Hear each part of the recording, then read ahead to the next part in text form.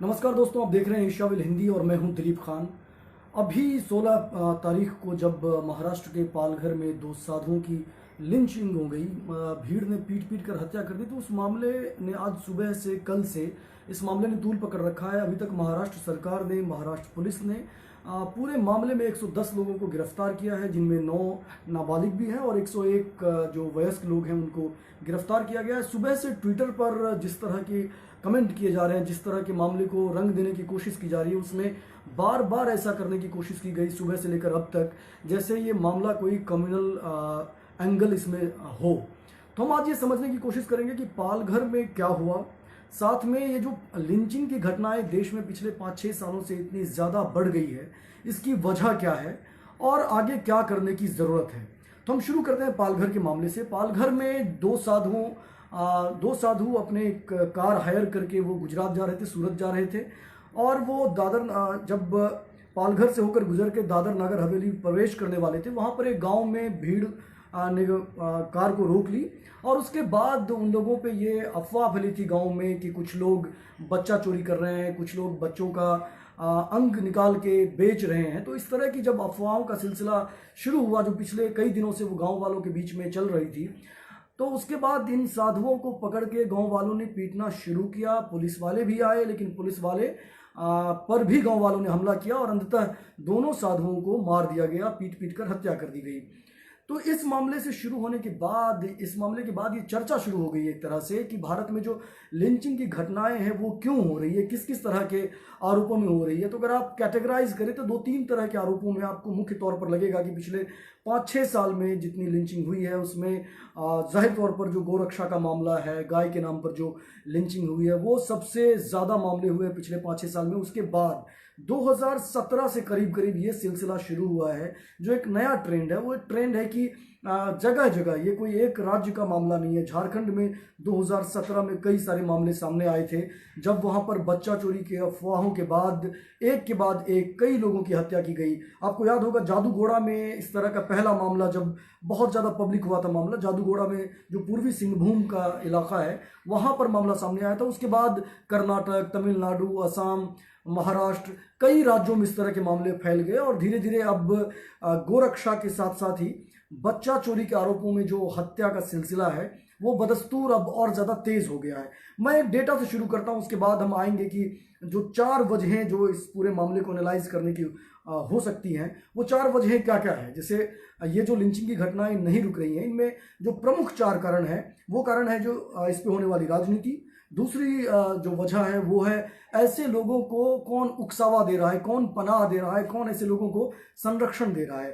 तीसरी वजह है कि इस तरह की घटनाओं को लेकर जो अफवाहें फैलती है, वो अफवाहों को कैसे काउंटर किया जाए, उस पर सरकार ने अब तक क्या किया है। और चौथी जो वजह है वो वजह है कि न्याय को लेकर लोगों की अवधारणा क्या है, लोग किस तरह न्याय को देखते हैं, समझते हैं, वो कैसे जो मॉब जस्टिस जिसको कहा जा रहा है उसके प्रति लोगों का एक तरह से अनुराग बढ़ा है।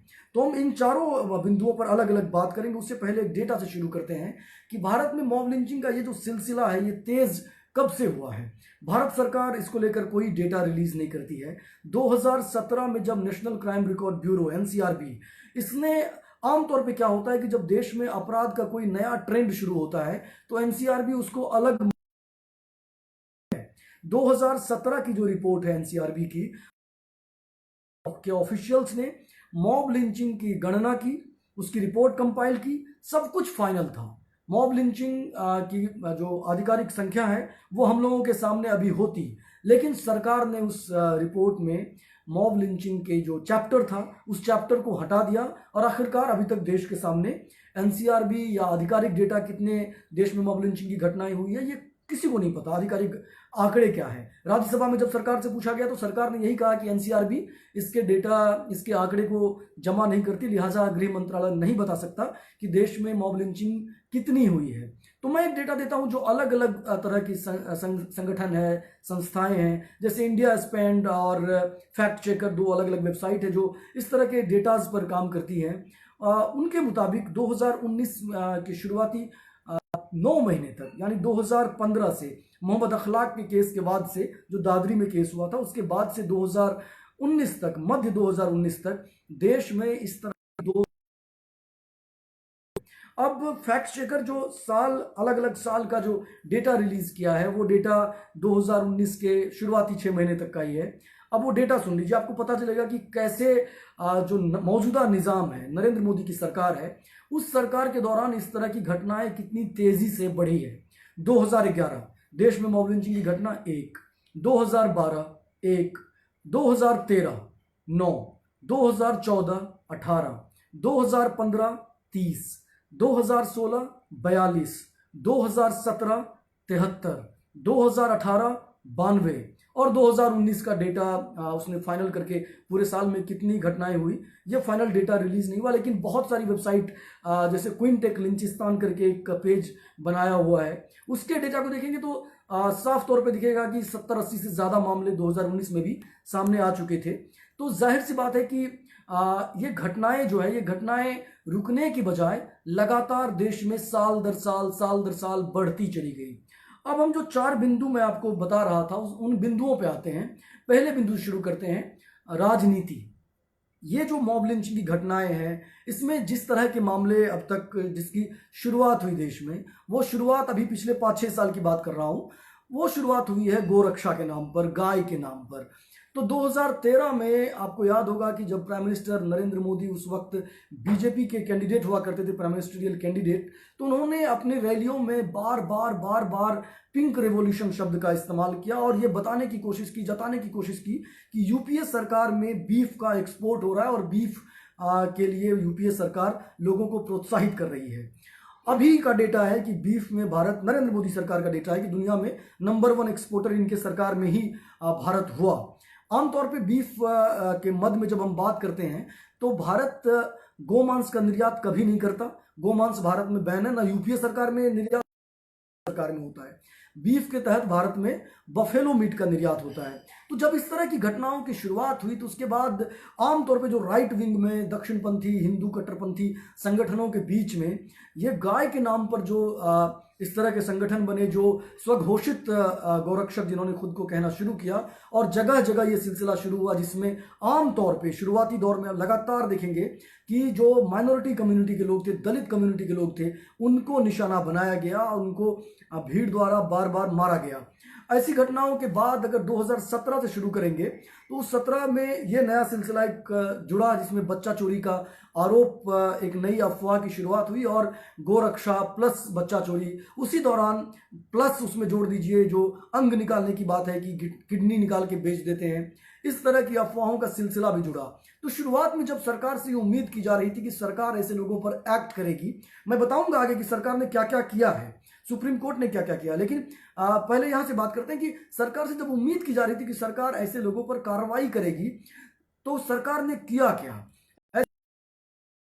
बात आप भूल जाइए। लेकिन अगर राजनीतिक तौर पर देखेंगे तो नरेंद्र मोदी से शुरू करते हैं, क्योंकि वो प्राइम मिनिस्टर है, सबसे ज्यादा अकाउंटेबिलिटी उनकी बनती है।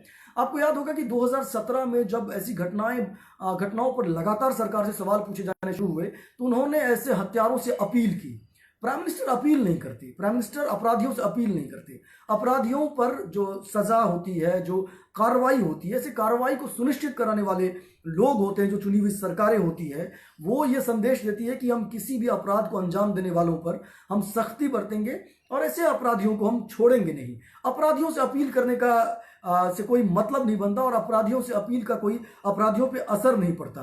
आपको मैं एक सुनाता हूँ, एक उदाहरण देता हूँ कि जब नरेंद्र मोदी जब गुजरात के मुख्यमंत्री हुआ करते थे तो 2011 से लेकर 2014 के दरमियान वहां पर एक फंड का उन्होंने निर्माण किया, एक फंड का गठन किया, जो फंड उसके तहत 75 लाख रुपए बांटे गए, लगभग 1394 गोरक्षकों के बीच बांटे गए।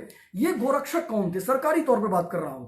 इन गोरक्षकों को सरकार ने अपॉइंट किया था। इनका काम होता था जहां भी गोहत्या या लगे कि कथित तौर पर भी कोई गो तस्करी हो रही है, ऐसे लोगों के घर में रेड मारना, ऐसे लोगों पर एफआईआर करवाने में पुलिस की मदद करना। ये एक सरकारी तौर पर ये कहा गया था कि ये रेड मारने का काम या पुलिस के को एफआईआर करवाने में मदद करने का काम करते हैं। लेकिन उसी दरमियान जो लिंचिंग की घटना इन्हीं गोरक्षकों द्वारा उसकी शुरुआत हो चुकी थी। उसके बाद से 2013 में आपको याद कीजिए जब जयपुर हाईवे पे धारूहेड़ा के पास एक ट्रक में, कंटेनर में जब कुछ लोग भैंसे का मांस ले जा रहे थे, तो उस पर गो मांस का आरोप लगाते हुए बजरंग दल के कार्यकर्ताओं ने कई सारे ट्रक को फूंक दिया था।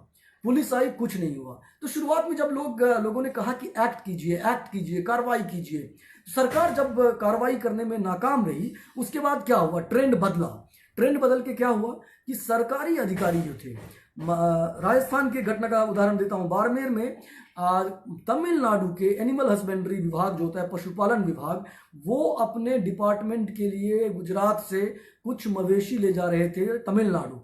तो राजस्थान में उन सरकारी अधिकारियों को गोरक्षकों ने पीटना शुरू कर दिया। और बाद में दिलचस्प ये है कि एसपी ने ऐसे लोगों के बचाव में स्टेटमेंट दिया, कार्रवाई करने की बजाय।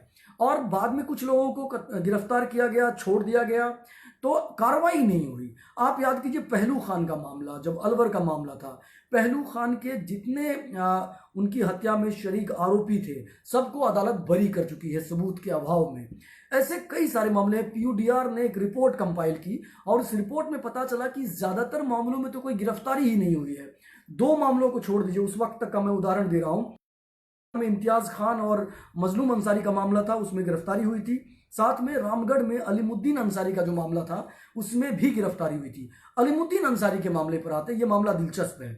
ये वो मामला है जिसमें गिरफ्तारी के बाद जब बेल पे 8 लोग छूट के बाहर आए, रामगढ़ का मामला है, झारखंड का मामला है ये। तो कैबिनेट मिनिस्टर जयंत सिन्हा, जो यशवंत सिन्हा के बेटे हैं, जो नरेंद्र मोदी सरकार में जो फाइनेंस मिनिस्टर में मिनिस्टर ऑफ स्टेट थे, उन्होंने इन 8 लोगों को माला पहना के स्वागत किया जब बेल से रिहा हुए। ये भी कहा गया जो बीजेपी के लीडर्स इनको लेके आए थे, इन आरोपियों को, जो कन्विक्टेड थे, आरोपी नहीं, दोषी साबित हो चुके, रिहा हुए थे, ऐसे लोगों बना के कैबिनेट मिनिस्टर, एक सेंट्रल गवर्नमेंट का मिनिस्टर ऑफ स्टेट, इन लोगों को माला पहना के स्वागत करते हैं। और बाद में जब बहुत आलोचना हुई तो उन्होंने सॉरी कह दिया। तो आप ये सिलसिला ऐसा नहीं है कि ये अलीमुद्दीन अंसारी के केस में जयंत सिन्हा ने अकेले किया। आपको का केस हुआ था दादरी में, तो बिसहरा गांव में जब सारे लोग पीड़ित के घर जा रहे, तो बीजेपी के जो मिनिस्टर थे महेश शर्मा, वो उन लोगों के घर में जाके उन लोगों से मुलाकात की जो हत्या के आरोपी थे। तो ऐसे में आप सेंट्रल गवर्नमेंट या कोई भी सरकार अगर ये बॉडी लैंग्वेज दिखाती है, ये इशारा करती है, ये संकेत देती है कि हम आरोपियों का स्वागत कर सकते हैं, पब्लिकली स्वागत कर सकते हैं, और जो इसमें पीड़ित लोग हैं, तो ऐसे जाहिर सी बात है कि पीड़ित लोगों के साथ खड़े होने के बजाय जब आप हमलावर के पक्ष में खड़े होते खुद को दिखाएंगे, तो ऐसी घटनाओं पे लगाम नहीं लगने वाली है। और ये जो जिस पॉलिटिक्स की बात कर रहा था, और जो दूसरा पॉइंट मैंने उकसावे की बात कही, तो एक तरह का ये उकसावा है एक तरह से कि आप लोग कीजिए, हम आप लोगों के साथ खड़े हैं। भले ही बाद में प्राइम मिनिस्टर मोदी अपील कर दे कि ऐसी हरकतों से आप बाज आइए, मत कीजिए। इन अपीलों का कोई मतलब नहीं बनता जब सेंटर का ही कोई मिनिस्टर खुलेआम ये ऐसे लोगों को माला पहनाए, जब खुलेआम कोई मंत्री, कोई विधायक, कोई सांसद ये कहे कि गाय के नाम पर अगर हिंसा होती है तो हिंसा करने वाले तो जिम्मेदार हो सकते हैं, लेकिन जो गाय के नाम पर इस तरह के काम करने वाले होते हैं उन पर कार्रवाई होनी चाहिए, उनको मृत्युदंड होना चाहिए। तो पुलिस का काम जब इस तरह के नेता अपने बयानों से करने लगे तो ऐसे सिलसिले रुकते नहीं हैं। अब मैं आपको एग्जाम्पल देता हूं, जिस एग्जाम्पल के बाद हम बात आगे बढ़ाएंगे कि इस पूरे मामले में जब मामला बहुत आगे बढ़ गया, तो आपको याद होगा कि 17 जुलाई 2018 को सुप्रीम कोर्ट ने इसको, जब मॉब लिंचिंग की घटना पर बहुत ज़्यादा चिंता जताई, सेंट्रल गवर्नमेंट को फटकार लगाई, उस दौरान सुप्रीम कोर्ट ने 11 बिंदुओं का एक दिशा निर्देश जारी किया था, जो सेंट्रल गवर्नमेंट के लिए भी था, स्टेट गवर्नमेंट के लिए भी था। मैं 11 पॉइंट फटाफट आपको पढ़ के सुनाता हूं, फिर आगे बढ़ेंगे इस पर किया क्या गया, सेंट्रल गवर्नमेंट ने क्या किया और स्टेट गवर्नमेंट ने क्या किया, मैं उस पर आऊंगा। 11 पॉइंट एकदम फटाक से सुनाता हूं आपको। सुप्रीम कोर्ट ने कहा कि हर जिले में, स्टेट गवर्नमेंट की जिम्मेदारी बनती है कि हर जिले में एक वरिष्ठ पुलिस अधिकारी एक नोडल एजेंसी का काम करे, नोडल अधिकारी का काम करे, जो मॉब लिंचिंग की किसी भी घटना के रोकने की जिम्मेदारी उठाए। और ये जो अधिकारी होंगे वो कोई सीनियर ऑफिशियल होगा। दूसरा, ऐसे गांवों, तहसीलों, जिलों की पहचान की जाए जहां पर बीते दिनों मॉब लिंचिंग की कोई घटना हुई है और उसकी विशेष निगरानी ऐसी जगहों की जाए। तीसरा, ऐसे नोडल अधिकारी जो जिसकी बात मैंने की, हर जिले में जो पुलिस अधिकारी को नोडल अधिकारी बताया गया था, वो सीधे तौर पर ऐसी किसी भी घटना के लिए मशविरा के लिए राज्य के जो पुलिस के सबसे बड़े अधिकारी होते हैं, डीजीपी, उनके साथ संपर्क करे और वाजिब कार्रवाई जो हो सकती है वो कार्रवाई को अंजाम दे। चौथा, पुलिस वालों की ड्यूटी है भीड़ को तितर बितर करना, और जहां भी दिख रहा है कि पोटेंशियल इस तरह की मॉब लिंचिंग की घटना हो सकती है वहां पुलिस फौरन एक्ट करे, शिथिलता ना बरते। पांचवा, राज्य और केंद्र सरकार ऐसी किसी भी घटना को अंजाम देने वालों के खिलाफ मीडिया में विज्ञापन प्रकाशित करे, मीडिया में विज्ञापन चलाएं और चेतावनी दे कि ऐसी किसी भी घटना को अंजाम देने वालों के खिलाफ सख्त कार्रवाई की जाएगी। छठा, सोशल मीडिया पे जो भड़काऊ संदेश भेजे जाते हैं, जो वायरल होता है संदेश, ऐसे लोगों पर नजर रखी जाए और जो भी जिम्मेदार है सोशल मीडिया पर अफवाह फैलाने के लिए उन पे तत्काल एफआईआर की जाए, ताकि ऐसी घटनाओं पे एक तरह से अंकुश लगे और लोगों के बीच संदेश जाए कि सरकार सख्त है। सातवां, विक्टिम परिवार का आगे कोई हैरेसमेंट ना हो, जो पीड़ित परिवार है उनके साथ स्टेट, पुलिस, केंद्र सरकार ये लोग हमदर्दी जताएं। आठवां, राज्य सरकारें जो लिंचिंग के विक्टिम हैं, जो जिनको भीड़ ने पीट पीट के मार दिया है, ऐसे लोगों को मुआवजा देने के लिए विशेष फंड बनाए और ऐसे लोगों को, ऐसे परिवारों को मुआवजा दे, आर्थिक मदद दे और उसकी रिहैबिलिटाई जो पुनर्वास की जिम्मेदारी है वो भी पूरी करे। नौवां, ऐसे मामलों के लिए फास्ट ट्रैक कोर्ट का गठन हो और लिंचिंग के हर मामले की सुनवाई ऐसे फास्ट ट्रैक कोर्ट में 6 महीने के भीतर पूरी की जाए। 10वां, दोषी साबित होने पर जो भी मैक्सिमम पनिशमेंट होता है, जैसे किसी भी सजा का एक ड्यूरेशन होता है कि 3 साल से 5 साल, 1 साल से 10 साल, इस तरह का एक स्लैब होता है। दोषी साबित होने के बाद ऐसे हर अपराधी को मैक्सिमम पनिशमेंट दी जाए, अधिकतम सजा दी जाए, ताकि संदेश जाए लोगों के बीच में, ऐसे अपराधियों के बीच में, कि हम आगे अगर इस अपराध को अंजाम देंगे तो बुरा परिणाम हो सकता है। और लास्ट 11वां, अगर लगता है कि पुलिस ने शिथिलता बरती है और जानबूझ के अपने ड्यूटी में कोताही बरती है, तो ऐसे पुलिस वालों पर भी कार्रवाई हो जो समय रहते जिन पुलिस वालों ने एक्ट नहीं किया और भीड़ के साथ वो अपने आप को खड़े पाए और भीड़ को रोकने की कोशिश नहीं की। इन सारी घटनाओं को अगर हम 11 बिंदुओं पर नजर दौड़ाएंगे तो इसके बाद पूरे देश में 3 राज्य मात्र ऐसे हैं जिन्होंने इस तरह के कानून अपने अपने असेंबलीज में पारित करवाए। पहला राज्य है मणिपुर, दूसरा राज्य है राजस्थान, तीसरा राज्य है पश्चिम बंगाल। तीनों राज्यों में जो कॉमन बातें हैं वो कॉमन बात है कि पश्चिम बंगाल में अलबत्ता मौत की सजा का भी प्रावधान है, मौत की सजा या फिर आजीवन कारावास, और आजीवन कारावास के साथ 15 लाख का जुर्माना। मणिपुर और राजस्थान में मौत की सजा नहीं है, आजीवन कारावास है, और दोनों जगह पर जो जुर्माने की राशि है वो कहीं 5 लाख है, कहीं पर 3 लाख है। और मणिपुर में जो रिलीफ कैंप है, राजस्थान में भी रिलीफ कैंप की बात कही गई है। साथ में पुलिस वालों पर भी कार्रवाई के लिए 50,000 की कार्रवाई का मणिपुर में प्रावधान है। इन तीनों राज्यों ने अपने यहाँ से कानून पारित कर दिया है, जहाँ पर 2 जो विधान परिषद और विधानसभा होते हैं वहां पर दोनों सदनों से पारित हो गया है, जहां पर एक ही सदन है वहां पर सदन से पारित हो चुका है। लेकिन तीनों जगह पे ये कानून नहीं बन पाया। कानून क्यों नहीं बन पाया है? उसकी वजह साफ है कि जब भी राज्य सरकार कोई एक्ट पारित करती है तो उसको राष्ट्रपति अपनी मंजूरी देते हैं। इस पूरे राष्ट्रपति मंजूरी कैसे देते हैं? जब सेंट्रल गवर्नमेंट ऐसे मामलों को लेकर राष्ट्रपति के पास अनुमोदन देता है। सेंट्रल गवर्नमेंट ऐसे मामले, ये होम मिनिस्ट्री का मामला है, होम मिनिस्ट्री ने आज तक इस मामले पे, इस कानून पे अपना रिकमेंडेशन राष्ट्रपति को सौंपा ही नहीं है। और जब हाल में 2019 के दिसंबर में तिरुचि शिवा ने, जो डीएमके के सांसद है, इन्होंने राज्यसभा में जब पूछा कि इस मामले में सेंट्रल गवर्नमेंट ने अभी तक अपनी सहमति क्यों नहीं दी है, राष्ट्रपति ने मुहर क्यों नहीं लगाई है, तो सेंट्रल गवर्नमेंट ने कहा हम अभी उसका अध्ययन कर रहे हैं। 1 साल 1.5 साल से ज्यादा गुजर गए, सेंट्रल गवर्नमेंट अभी तक इसका अध्ययन ही कर रही है, बीजेपी सरकार अभी तक इसका अध्ययन ही कर रही है। दिलचस्प ये है कि राजस्थान विधानसभा में जब ये कानून पारित हो रहा था तो बीजेपी के विधायकों ने उस समय हंगामा किया और इसका विरोध किया, इस पूरे मामले का। तो ये साफ दिखेगा कि ये जो इस पर जो सेंट्रल गवर्नमेंट को जो एटीट्यूड दिखाना चाहिए था वो एटीट्यूड नेगेटिव रहा है अब तक। सिर्फ अपील करके प्राइम मिनिस्टर बच जाना चाहते हैं। एनसीआरबी की मैंने बात की कि पूरा डेटा तैयार हो चुका था। देश में को ये मालूम होना चाहिए, देश की जनता को ये मालूम होना चाहिए कि देश में मॉब लिंचिंग की कितनी घटनाएं हुई।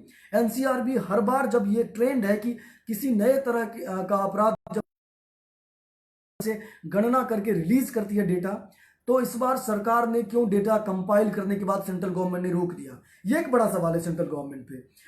प्रेसिडेंट नोट अभी तक रुका हुआ है। जयंत सिन्हा ने, मैंने बताया कि माला पहनाया, कि महेश शर्मा जाके जो आरोपी परिवार थे, जो हमलावर परिवार थे, उनसे उन्होंने मुलाकात की। उसके बाद एक जो इसमें पॉइंट, जब सुप्रीम कोर्ट की गाइडलाइन की मैं बात कर रहा था, उसमें यह कहा गया कि पुलिस वाले का रोल क्या होना चाहिए। तो अभी एक सर्वे का मैं जिक्र करता हूं। ये सर्वे है, सीएसडीएस और कॉमन काउज ने एक सर्वेक्षण किया पुलिस वालों के बीच में। पुलिस वालों का क्या कहना था, जो मैं न्याय की बात कर रहा था, जो 4 बिंदुएं मैंने आपको बताई कि राजनीति, उकसावा, अफवाह और न्याय। तो न्याय में तो मैंने बताया कि सरकार किस तरह जो पारित करवाने में सेंट्रल गवर्नमेंट किस तरह अभी तक ठंडे बस्ते में डाली हुई है इस तरह के कानून को। किस तरह राजस्थान में कानून में बीजेपी के विधायक हंगामा कर रहे थे। लेकिन न्याय का क्या मामला है। आमतौर पे भारत में ये जो स्पॉन्टेनियस जस्टिस का मामला है कि घटना पे ही, घटना स्थल पे ही न्याय हो जाना चाहिए, गोली मार दो अपराधियों को। ये जो सिंघम स्टाइल का जस्टिस है, इसको बहुत सारे लोग, आप देखेंगे कि ये जो लिंचिंग करने वाले लोग हैं वो इसमें यकीन करने वाले लोग हैं, वो मानते हैं कि ऐसा हो। लेकिन ऐसे लोगों को रोकने की जिम्मेदारी किसकी बनती है? पुलिस की, जिसकी तरफ सुप्रीम कोर्ट ने इशारा किया। लेकिन जिस सर्वे का मैं एग्जांपल दे रहा था कि सीएसडीएस और कॉमन काउज का सर्वे, उस सर्वे में खुद पुलिस वाले क्या कहते हैं। पुलिस वाले का कहना है, जब ये सर्वेक्षण किया गया तो पुलिस वाले में 35% पुलिस वालों का ये मानना था कि गो हत्या के आरोपियों की लिंचिंग वाजिब है, जायज है। जिसका काम है ऐसे लोगों पर, जो अपराधी है, अपराधी पर कार्रवाई करना, वो अपराधी के पक्ष में खड़े हैं। पुलिस कह रही है, 35% पुलिस कर्मियों का मानना है कि ऐसे अपराधियों की लिंचिंग वाजिब है, जायज है। उसी सर्वेक्षण में पुलिस ने यह भी कहा है कि बलात्कार के मामले में अगर लिंचिंग होती है तो 43% पुलिस कर्मियों ने यह कहा कि वाजिब है।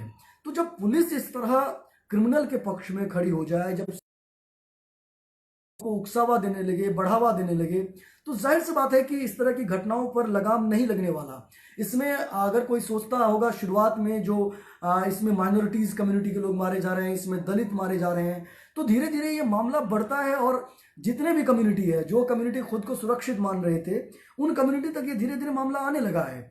ये जो पालघर में मामला हुआ, इसमें तो कोई ना हमलावर, हम जिसको आज सुबह से ट्विटर पे रंग देने की कोशिश की जा रही है कि हमलावर मुसलमान थे, अपरोक्ष रूप से और सीधे तौर पर दोनों तरह से ये एक तरह का अफवाह चल रही है कि मुसलमानों ने एक तरह से जैसे मारा हो। ऐसा तो नहीं है।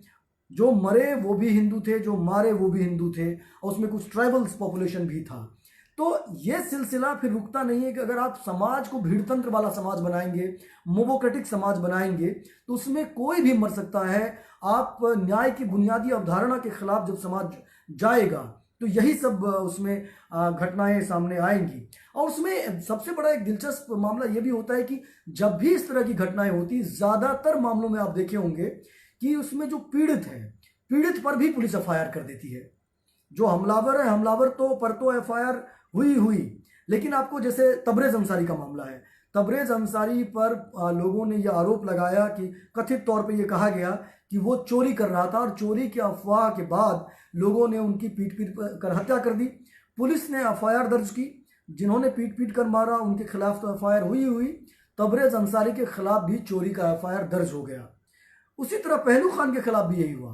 पहलू खान के मामले में, पहलू खान को मारने वालों के खिलाफ तो मामले की सुनवाई चल ही रही थी अदालत में, लेकिन पहलू खान पर भी गो तस्करी के मामले का मुकदमा चल रहा था, कार्रवाई हो रही थी।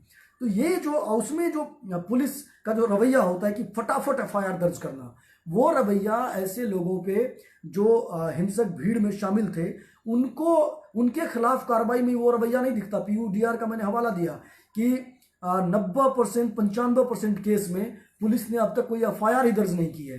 पुलिस आमतौर पे ये कह के बच जाती है कि अज्ञात लोगों के खिलाफ एफआईआर दर्ज कर लेती है। अब जब कई सारे वीडियोस में, कई सारी घटनाओं में साफ तौर पे दिखता है कि कौन लोग थे, आइडेंटिफाई किया जा सकता है, तब भी अज्ञात लोगों के खिलाफ एफआईआर का सिलसिला देश में चलता रहा है। मैं एक एग्जांपल देता हूं कि सरकार का ये एटीट्यूड की मैंने बात की, उसके अलावा जैसे आमतौर पे खारिज करने का एक नजरिया रहता है। जैसे इस सरकार में आरएसएस का क्या रोल है, आरएसएस कितनी शक्तिशाली है, ये आपको बताने की जरूरत नहीं है। जो सरसंघचालक मोहन भागवत हैं, मोहन भागवत ने बीच में कहा कि लिंचिंग, भारत में लिंचिंग नहीं होती है, लिंचिंग एक पश्चिमी अवधारणा है और भारत को बदनाम करने के लिए मीडिया वाले या कुछ लोग लिंचिंग कहते रहते हैं और भारत को अंतर्राष्ट्रीय समुदाय के सामने बदनाम करते हैं। तो एक तरह से आप खारिज करते हैं कि इस घटना, दो ही तीन एटीट्यूड होता है। एक तो ये कि आप आंख मूंद ले, दूसरा ये कि खारिज कर दे कि कुछ हुआ ही नहीं है, तीसरा ये कि आप जो हमलावर उसके पक्ष में खड़े हो जाए। भारत में ये तीनों चीजें हो रही है। एक तो आंख मूंद लेती हैं सरकारें, आंख मूंद लेता है प्रशासन, दूसरा ये कि ऐसे मामलों को खारिज कर दिया जाता है कि इक्की दुक्की घटनाएं हैं, हो गई, यह अपवाद है। तीसरी बात कि हमलावर के पक्ष में खड़े हो जाते हैं कुछ लोग। तो ये तीनों मामले लगातार देखने को मिल रहे हैं। इसलिए भारत में ये जो लिंचिंग की घटनाएं हैं ना वो रुकी और ना ही लिंचिंग किन वजहों से हुई वो सिलसिला रुका। लिंचिंग में और घटनाओं में प्लस प्लस प्लस मामले बढ़ते चले गए, लिंचिंग की घटनाएं बढ़ती चली गई। जैसे मैं एक एग्जांपल देता हूं कि अफवाहों का सिलसिला, बार बार कहा जाता है कि अफवाह रुकनी चाहिए। अफवाह रोकने की जिम्मेदारी किसकी है? गवर्नमेंट्स की है, सेंट्रल गवर्नमेंट की है, स्टेट गवर्नमेंट की है। लेकिन जो रूलिंग पार्टी है, मैं एक एग्जांपल के साथ इस बातचीत को कंक्लूड करूंगा। रूलिंग पार्टी में अभी जो होम मिनिस्टर है, जिनका काम है देश में कानून व्यवस्था को निगरानी रखना, कानून व्यवस्था बनाए रखना, जो सबसे बड़े जिम्मेदार व्यक्ति हैं, अमित शाह। अमित शाह जब बीजेपी के अध्यक्ष थे, 2018 का मैं तारीख बता देता हूं, तारीख है 22 सितंबर 2018। Amit Shah BJP social media cell, यानी जिसको आईटी सेल कहते हैं पॉपुलर भाषा में, उनके कार्यकर्ताओं को संबोधित कर रहे थे जयपुर में। यूट्यूब पर एक वीडियो है 45 मिनट का। आपको मैं काउंटर बताता हूं कि आपको पूरा वीडियो नहीं देखना है, आप सिर्फ चले जाइएगा उस 45 मिनट के वीडियो में 27 मिनट 28 मिनट के आसपास। अमित शाह क्या कहते हैं? अमित शाह, अफवाह पर कार्रवाई की मैं बात कर रहा हूं, अफवाह पर कार्रवाई, और जो रूलिंग पार्टी के अध्यक्ष हैं वो क्या कह रहे हैं। अमित शाह उस 28 मिनट के आसपास जब वीडियो में जाएंगे, अमित शाह कहते हैं कि यूपी इलेक्शन के समय में व्हाट्सएप पर एक अफवाह फैली कि अखिलेश यादव ने मुलायम सिंह यादव को थप्पड़ मार दिया। उन्होंने कहा, अमित शाह ने वीडियो में बता रहे हैं कि यह झूठी बात थी, झूठ था। उस समय तो मुलायम सिंह यादव अखिलेश यादव से 600 किलोमीटर दूर थे, लेकिन यह मामला आग की तरफ फैल गया, यह अफवाह फैल गई। मेरे पास भी फोन आने लगे और जब मेरे पास फोन आया तो मैंने कहा कि यह क्या हो गया। उन्होंने कहा कि यह झूठ था, ऐसा नहीं करना चाहिए था, लेकिन इससे माहौल बन गया। उन्होंने आगे कहा, अमित शाह कहते हैं कि काम तो है करने जैसा, मैं कोट कर रहा हूं, ऐसा काम तो है करने जैसा लेकिन करना नहीं चाहिए। सटारिकल अंदाज में वो कहते हैं, मजाकिया अंदाज में, व्यंग्य के अंदाज में, काम तो है करने जैसा लेकिन करना नहीं चाहिए। आईटी सेल के कार्यकर्ता इस पर ठहाका लगाते हैं। वो आगे कहते हैं, समझ में आ गया, काम तो है करने जैसा लेकिन करना मत, समझ में आया, रिपीट करते हैं 2 बार, फिर ठहाका लगता है। फिर अमित शाह कहते हैं, हम जो चाहे संदेश वायरल कर सकते हैं, हमारे पास ताकत है, चाहे सच्चा हो, चाहे झूठा हो, चाहे खट्टा हो, चाहे मीठा हो, हम जो भी खबर है हम उसको वायरल बना सकते हैं और हम जनता तक उन खबरों को पहुंचा सकते हैं। ये रूलिंग पार्टी के अध्यक्ष का बयान है, जिसको आप YouTube पे खुद देख सकते हैं। ये व्यक्ति अभी देश के गृह मंत्री है।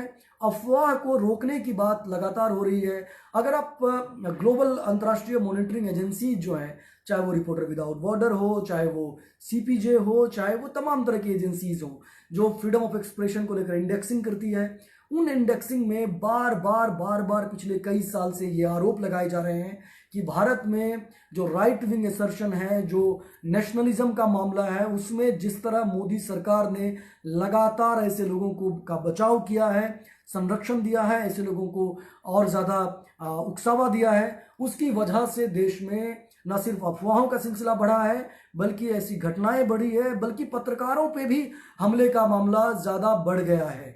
तो सरकार को, जो मैं 4 बिंदुओं से जो मैंने बात शुरू की थी, राजनीति, उकसावा, अफवाह और न्याय, इन चारों बिंदुओं पे साफ लग रहा है कि सही से काम देश में हुआ ही नहीं है, अलबत्ता उल्टा काम हुआ है। इसलिए देश में ऐसे जो सिलसिले हैं वो सिलसिले रुके नहीं हैं। इसी बीच में मैं एक आखिरी बात बता दूं कि देश में इस तरह की जो कुछ घटनाएं होती जिसको हम मान लेते हैं कि जैसे ये नई घटनाएं है, नए तरह का ट्रेंड है, गो हत्या के नाम पर होने वाली हत्या, या बच्चा चोरी के नाम पर होने वाली हत्या, या किडनी निकालने के नाम पर होने वाली हत्या। लेकिन इसी दौरान देश में जो पुरानी अफवाहें हैं, पुरानी मान्यताएं हैं, उन मान्यताओं के आधार पर हत्या का सिलसिला बदस्तूर जारी है।